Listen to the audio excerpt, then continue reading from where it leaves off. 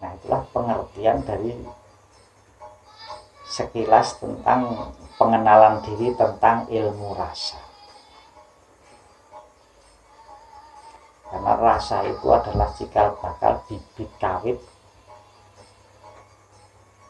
makhluk ciptaan Tuhan, makhluk ciptaan Allah, makhluk yang ada di semesta ini. Yang namanya makhluk di sini bukan sekedar makhluk yang bernyawa, tapi benda apapun yang ada di alam ini pasti punya rasa.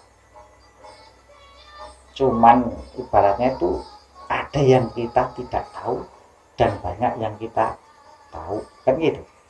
Nah, selama ini yang diketahui orang yang punya rasa itu kan cuman yang bernyawa, khususnya manusia. Selain makhluk namanya manusia, kita anggap tidak punya rasa, sehingga tidak perlu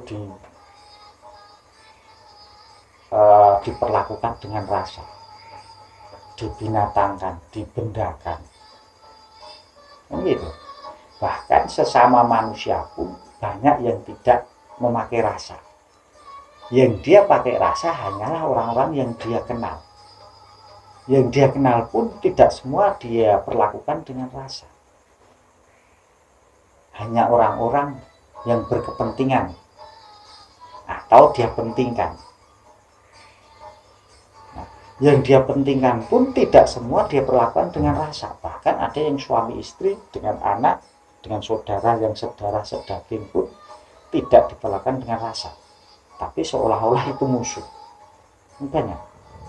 Itulah ciri-ciri semakin orang itu tidak mengerti, tidak memahami, tidak menyadari rasa, maka dia akan condong untuk hidup serampangan, sembarangan, asal hidup, asal makan, tidak tahu halal, tidak tahu haram, tidak menyadari apa itu halal, apa itu haram. Sing penting ono sikat, habisin, gitu. Tidak memperdulikan yang lain. Nah, intisarinya semakin kita belajar tentang rasa, kita akan bisa merasa, tidak merasa bisa, sehingga kemungkinan kesombongan, kecongkakan itu bisa ditekan, dan ditekan. Tapi juga jangan terlalu perasa, karena kalau terlalu perasa itu kan sensitif. Wah, kalau terlalu perasa itu penyakit. Kita harus bisa merasa, tapi jangan perasa. Kena angin sedikit masuk angin. Kena suara keras sedikit meriang. Kena komplainan sedikit sakit hati, dendam. Kan gitu. Siapa yang mengelola rasa dengan sesungguhnya rasa, dia akan bisa merasa. Tapi tidak merasa bisa. Bisa apa? Wah, bisa marah, bisa mati, gitu. Sehingga orang-orang yang mendalami ilmu rasa, insya Allah di situ dia akan bisa bersikap adil, dalam arti menempatkan sesuatu pada tempatnya, itu adil. Makanya dia akan marah ketika dia harus marah, karena ilmunya ada. Segala sesuatu harus dengan ilmu. Orang yang seharusnya marah tidak marah, itu keledai, bodoh. Tapi orang yang seharusnya tidak marah kok marah, itu diibaratkan kayak setan. Tanpa sebab, tanpa angin, tanpa hujan, ngamuk. Nah, kan itu penyakit. Jadi jangan sampai kita menjadi orang yang berpenyakit, baik penyakit lahiriah maupun penyakit batin. Hendaklah sama-sama kita belajar rasa sehingga tidak berebut benar, tidak berebut kebenaran. Tapi kita di sini saling edukasi, saling membelajarkan, memandikan bahwa manis itu banyak, pahit itu juga banyak. Yang tidak banyak varietasnya, yang tidak banyak jenisnya, itu enggak banyak. Asin dimanapun ya gitu asin. Pahit ya gitu, getir gitu. Tapi yang paling banyak jenisnya itu yang indah-indah sebenarnya. Manis itu jutaan jenis itu. Buah itu kan nggak terbatas, baru dari buah. Madu itu juga buah jenisnya. Manisnya juga beda-beda.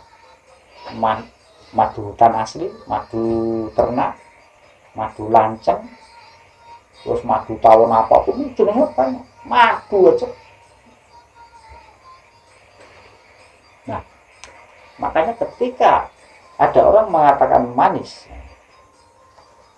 yang jelas paling indah adalah yang sesuatu hal yang sangat indah. Cuman harus ada penjelasan manisnya apa, kan gitu. Nah, di situ kita akan langsung tahu, dan itu hanyalah bagi orang-orang yang mau memperhatikan, orang-orang yang mau mengkaji. Apapun yang terjadi, dia benar-benar rasakan. Ketika dia ngomong, antara omongan dengan satu orang dan orang lain, atau beda daerah, atau beda suku, dia akan hafal lama-lama, karena dia belajar rasa. Ketika dia ngomong sama si A terlalu pelan, wah, ini seperti apa rasanya, ngomong keras gimana rasanya, sehingga dia ngomong pun dengan ilmu, karena rasa. Karena rasa itu sumber segala sumber pengetahuan. Dari rasa itulah bisa kita kembangkan dengan siapapun, dengan apapun.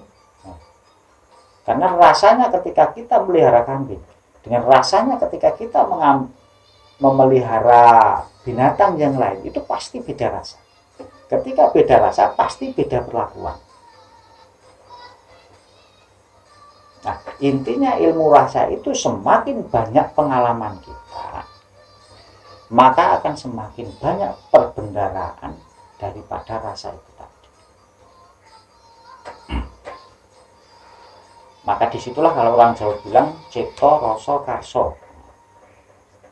Cipta itu adalah pikiran, rasa itu adalah hati, karsa itu adalah keinginan penyatuan antara pikiran dan hati. Nah, gitu.